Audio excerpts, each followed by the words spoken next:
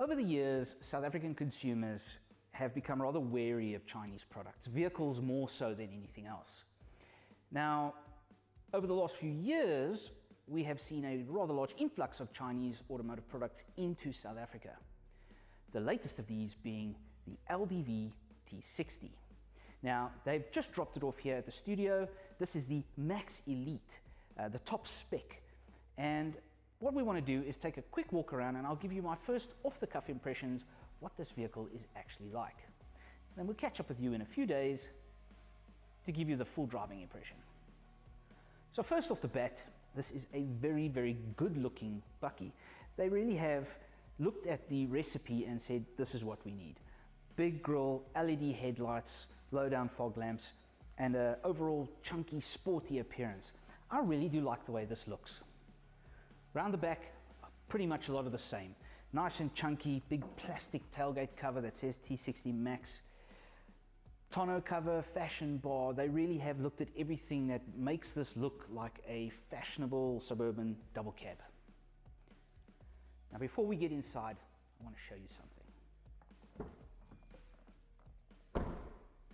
That's solid. Getting inside, and all I can say is, wow. They really have appointed this Elite model incredibly well. Leather seating, leather steering wheel, I'm seeing paddle shifters. The switch gear is also, it's really, really solid. Some plasticky stuff, but you can sort of expect that in a double cab. It has an auto transmission for the paddle shifters. Outside of that, it's super comfortable, and you have this incredible new car smell. But I reckon we're going to spend a few days driving it, and we'll get back to you with just what it's like living with it.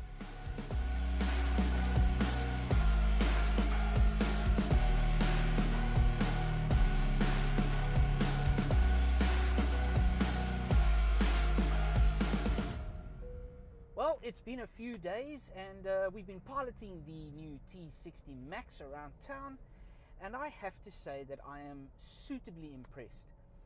The Chinese manufacturer SAIC that makes the LDV has really done their homework, and they have built what is essentially a very, very good bakkie. So under the bonnet, you're going to get a 2-litre bi-turbo diesel engine. That is mated to an 8-speed ZF automatic gearbox that has some control here with the flappy paddles on the steering column. Now the drivetrain will deliver 160 kilowatts, 500 newton meters, and that is on par with some of the best double cabs on the market currently. Now, as far as the drivetrain is concerned, it is automatic all-wheel drive.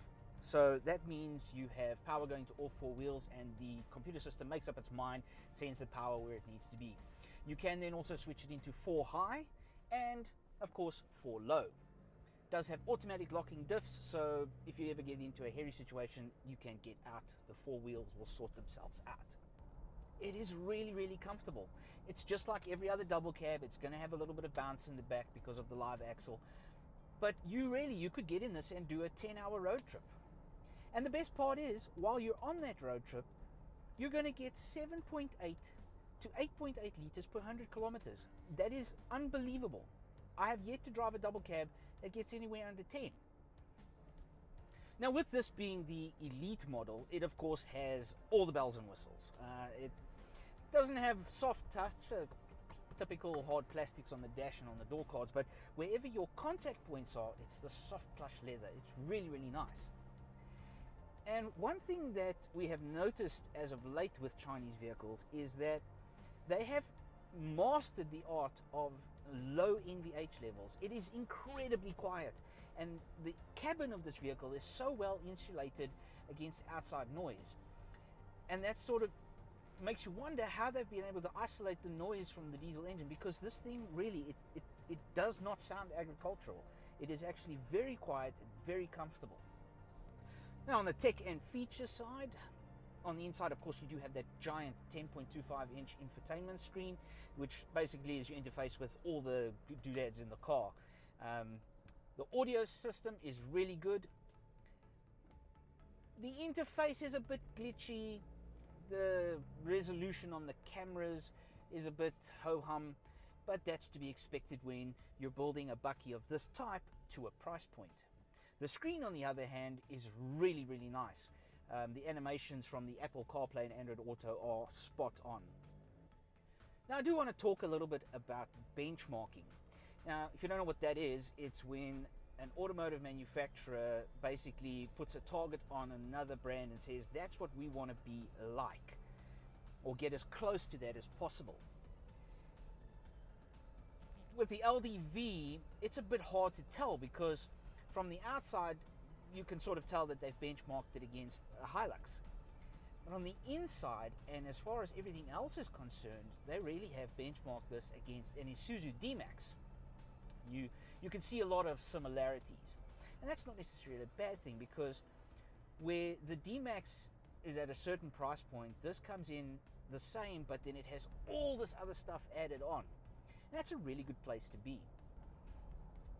Now, with all that being said, mentioning the benchmarking, I want to use the D-Max as the benchmark in terms of price.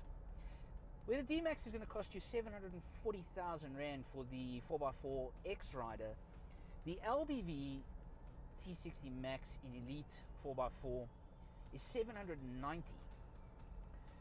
But it does come with a whole lot more standard fitment and features across the board. So, like for like, yes, this is in the ballpark and it is proper. You get a 5-year, 200,000 kilometer warranty. Having spoken with the folk over at LDV, their dealer network is growing, and they have also got their first shipment of first pick parts arriving. So you will be able to get bits and pieces and even body panels should you need them. That's a lot of peace of mind from a Chinese automotive manufacturer. So, in conclusion, the LDV.